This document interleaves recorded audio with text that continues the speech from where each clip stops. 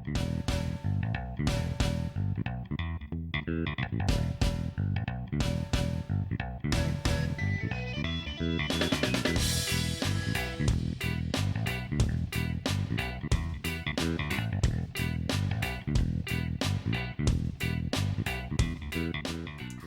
to Sweethearts or Rivals.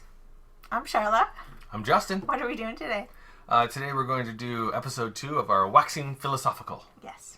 Where we wax philosophically about something that we want to think about. Right. Board gaming related. Yeah. Yeah. Yeah. I mean, we could talk about Toast if we wanted to. It's our channel.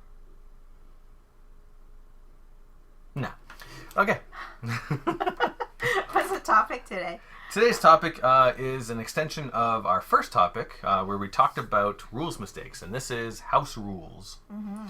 So there is the purists. And they hate house rules. Yeah. If you're not playing the game that says how to play in the rule book, you're playing the game wrong and you're not allowed to play that game ever again. Yeah. I don't know why I did that. I'm not a purist so... But, I mean, my voice was more angry than they probably are when they talk about it. But when I read comments about it, that's how angry I feel they are at people. Yeah. It hurts my feelings. Like you're going to get detention or something. Something like that, yeah. Yeah. On the other side are the explorers that don't mind when a cat walks by. As I was saying, on the other side of the purists are the explorers that don't mind playing around with some rules and seeing how the game changes. Right. Yeah. So, which are you? I'm somewhere in the middle.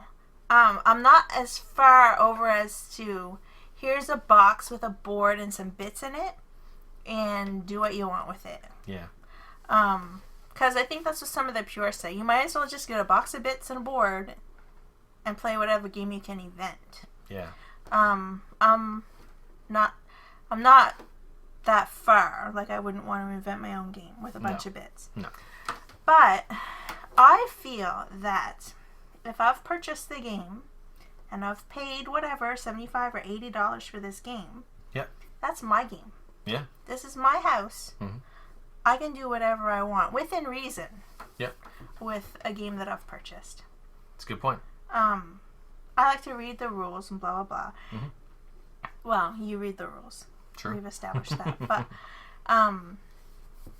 yeah, if I'm playing a game and I think it for me would work better if ABC, I don't feel bad about ABCing. Yeah. Yeah. And I can approach it the exact same spot from a different direction. Okay. I am very interested when I buy a game of understanding the kind of experience that the game designer has tried to put together. Yeah. So I do want to understand the rules correctly. Yes. However, if we have played the game incorrectly and enjoyed it, I don't feel upset about that. No. I don't feel anyone should be upset about that. And by you saying that, it makes me look at it from the designer's point of view. Yep. And that's the purist could be standing up for the designer. Yeah. Because it's true. Like, if you do buy a game and you've spent money on it, you should be invested in actually experiencing the game in the way the designer intended. Yeah. So I can understand that too.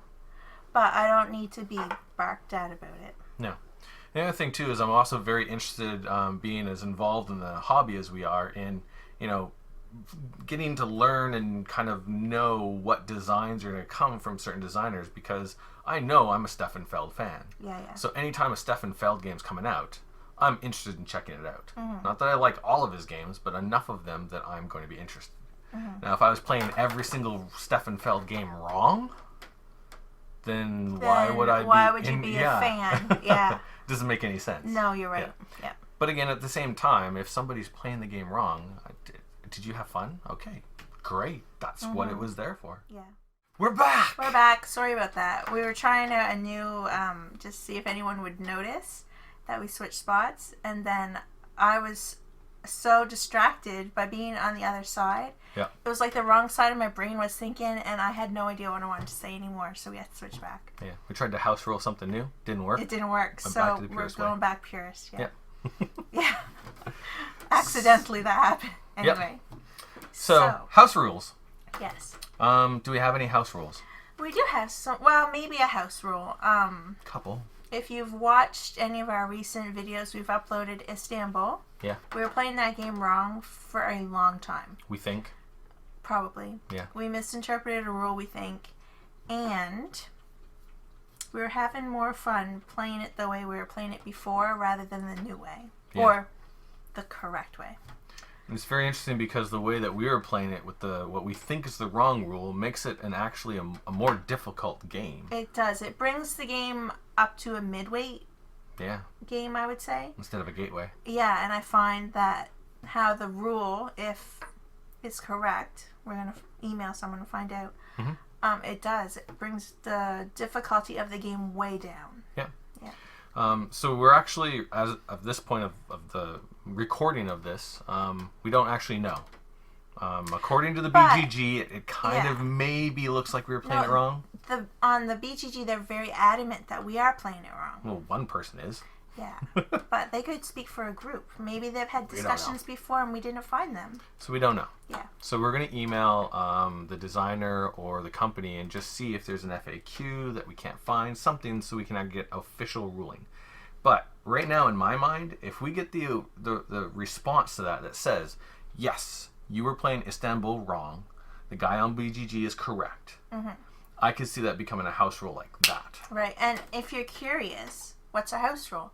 Well, we misinterpreted that when you have your stack of assistants with your merchant on top, when you go and you pick up an assistant, that took your whole turn and you can't have an action on that square. Yeah.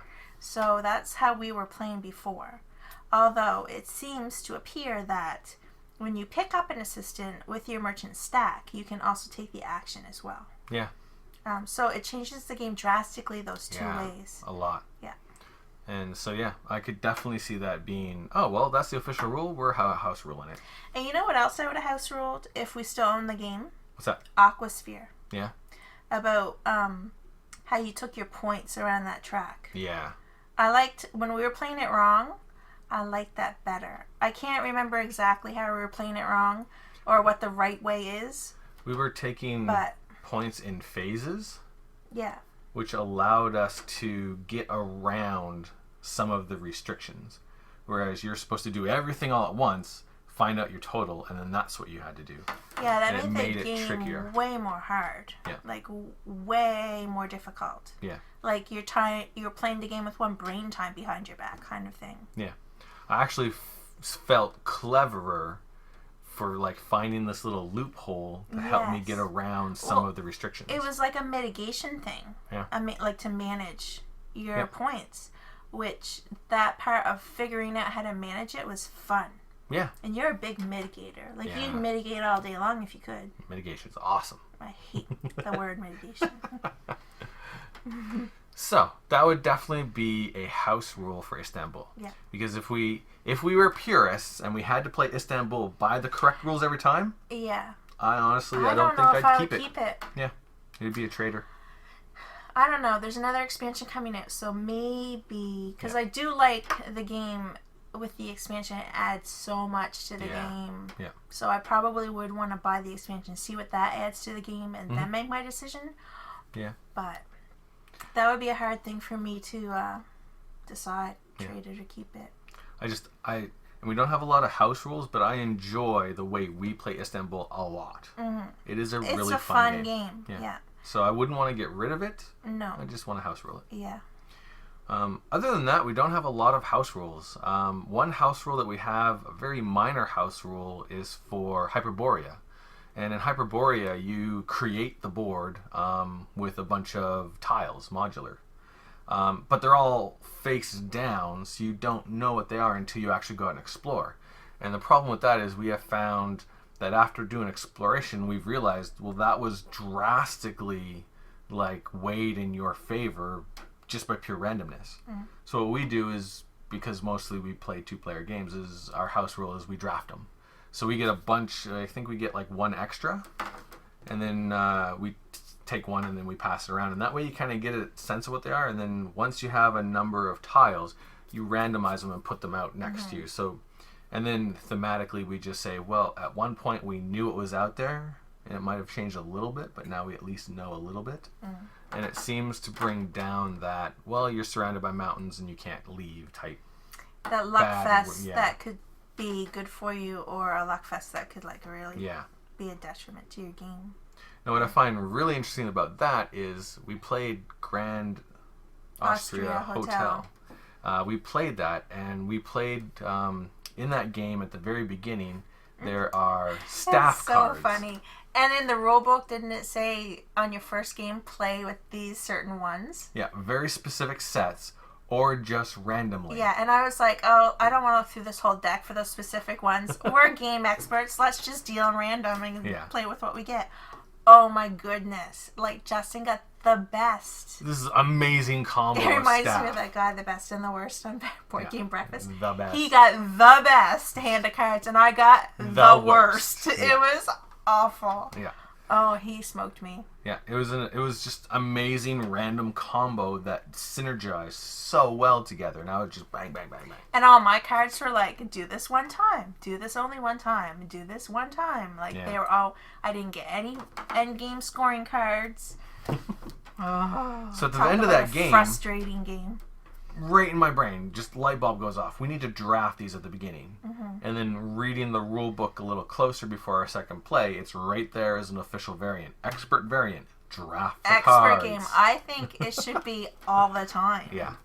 And then with the game we drafted them, we went draft 2, draft 2, draft 2. Yeah. But I think you're right. Draft 1, draft 1. Yeah. Maybe draft 2 at the very last or something. Yeah. Because, that... Just FYI, anyone wanting to play Grand Austria Hotel, it looks awesome in concept and like awesome on the table and everything. That game is hard. It's really, really hard. There's a lot to manage in that game. I think it's fun, but it's really difficult. Yeah. Anyway, that's an aside. Just FYI if anyone's curious about future videos, sneak peek. I'm nowhere near ready to play that on camera. Yeah. Nice. So house rules. I don't think there's anything wrong with them. We have very few of them. We're certainly not purists, but we're certainly not offended by it. Yeah. Yeah. Yep. And I think the only other thing I want to say about house rules is if you're going to house rule a game, make sure that anyone else playing knows that in advance. It's true. Yeah. Yeah. Well, even when you're playing a game, you've got to make sure they understand all the rules in advance. Yep. Because remember that one game we played and we talked to that guy, oh, we should have another waxing philosophical about that. He wasn't paying attention to the rules explanation. And then at the very end of the game, we're like, you score points for that. Well, it would have been nice to know that at the start of the game. Would have been nice if you paid attention. I'm going to write that down for another topic. Anyway, I don't know what made me say that because that has nothing to do with what we were just talking about. Yeah. But it was funny. Except that if you're going to explain a house rule to everyone playing, make sure they're paying attention to when you explain the house rules, along with the rest of your rules. Right. Sure, that works. Game day. Put your phones in this basket and we're leaving them upstairs. I do that sometimes. In class. Yeah. Not at our house. No. That'd be very no drinks at the table, no cell phones. You have detention. There are a locked cabinet upstairs. Yeah. Yeah. No, sorry. We're getting off topic again. I think we better end the video. Done. They probably already shut it off. Possibly. Thanks for watching. Thanks a lot. We'll see you in the next video. Laters.